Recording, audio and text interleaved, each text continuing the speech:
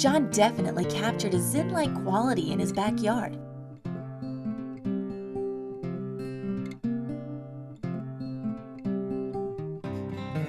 From the koi pond and waterfall to the beautiful pergola, he's created his own personal backyard sanctuary.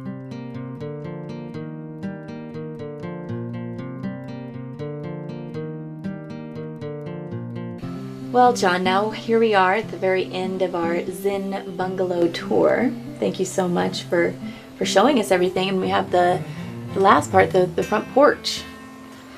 Well, I was really glad to show you the home. The front porch, we really wanted to do this to replace what was a really tiny, unwelcoming front porch with something that was much more welcoming. Mm-hmm. And this is a place where we sit and sip coffee. Neighbors walk by, we talk to them. We've really found it to be another living area for the home. And being in the climate here on the mesa near the ocean, we've really take advantage of it many times during the year. Yeah, it's definitely inviting. It's just really warm and cozy. It just brings an overall completion to the feel of the home. And thank you so much again for giving us your time and walking us through the home. And it's absolutely fantastic. I can't believe what you've done just from looking at the before pictures and now to seeing how your home looks. It's amazing. So thank you so much, John. We really appreciate it. It's been my pleasure, and I hope it's useful information for folks that want to upgrade their homes. Wasn't John's Zen bungalow fabulous? Well, now we're going to visit another lecturer of the Green Building series, David Berry.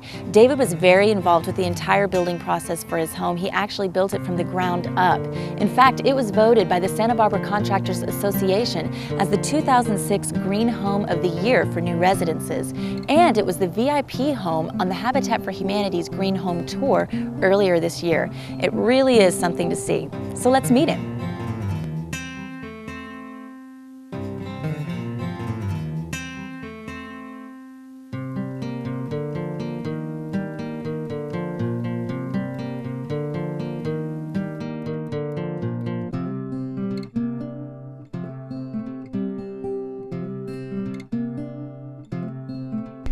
David, thank you so much for welcoming us into your home today. I really appreciate Very welcome, it. Mary. It's a beautiful living room. I can sit out and enjoy the amazing views. It's nice, isn't it? Very nice. Thank you.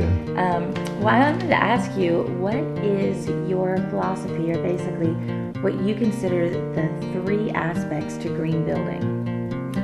I think green building can be broken down into three areas of consideration: design, technology, and philosophy. And I think the design aspect is the work the architect typically would do.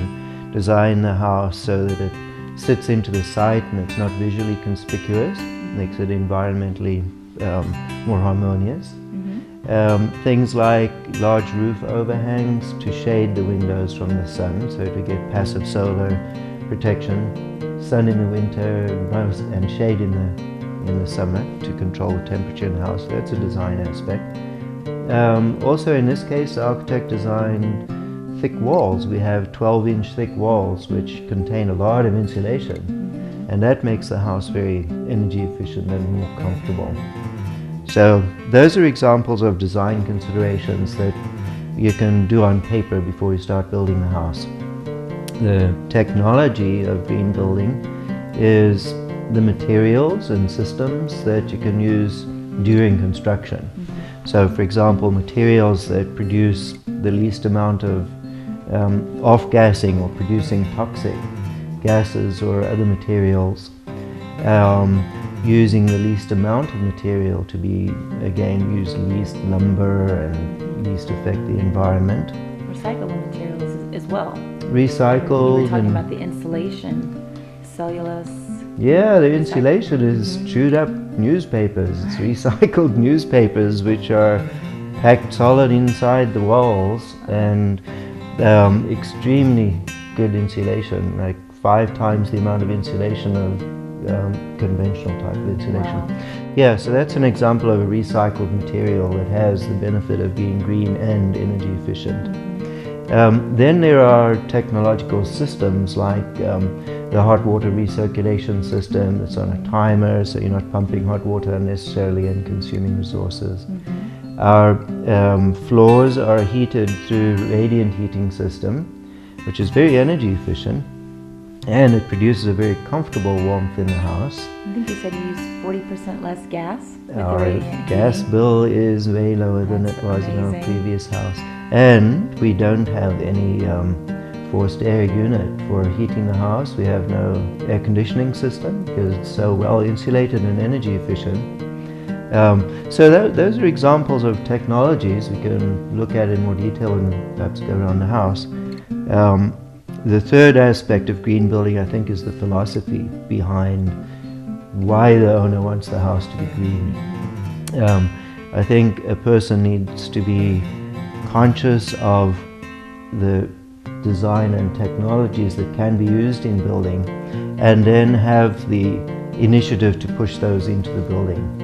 Because I think we find that here in 2006, a lot of architects are less familiar with green building because they concentrate on design, and it's not necessarily their job to think about some of the technologies, and a lot of stuff is new. So if you, the owner, have the philosophy of wanting to have an energy efficient, environmentally friendly house, then the more, in my case, I read up on the internet a lot, go to lectures. We went to the City College and studied principles of residential construction. Oh, good. And so by educating myself, I was in a position to help the architect do more in the way of green building. Right. Bring And- things up to help them stay on track and Yeah, and just ask for things. You know, we have big windows. Is there a better way to do this? Is there a better way we could do that? And you were talking about that earlier, just kind of presenting him with ideas and maybe challenges to help him Exactly. along. And then very much so when you're dealing with contractors. There are, as you know, a number of subcontractors who work on a given project, and some are more aware of green building technologies than others. And so again, it's up to the owner to be aware of what each subcontractor could be doing to be more environmentally conscious. So, David, I understand that your home was recently named by the Santa Barbara Contractors Association the 2006 Green Home of the Year for new residences, That's right. and was also the VIP home on the tour of green homes that Habitat for Humanity puts on. So congratulations, that's amazing. Thank you very much, Lori. Yeah, we're excited about that and honored. It's, I think it works as a part of the philosophy that we have of wanting to be responsible about the environment. We built the house the way we did because we're environmentally conscious.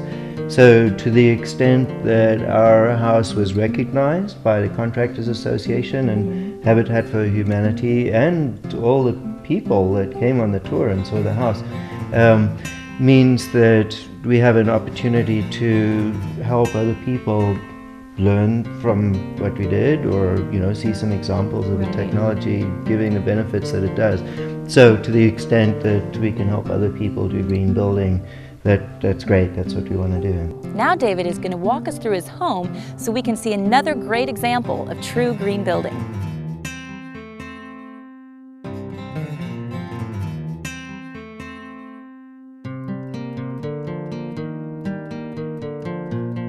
So David, the first thing we see when we walk into your home is this amazing, beautiful panoramic view of the mountains, the ocean, and then the islands out there past the ocean. today, isn't it? This is fabulous.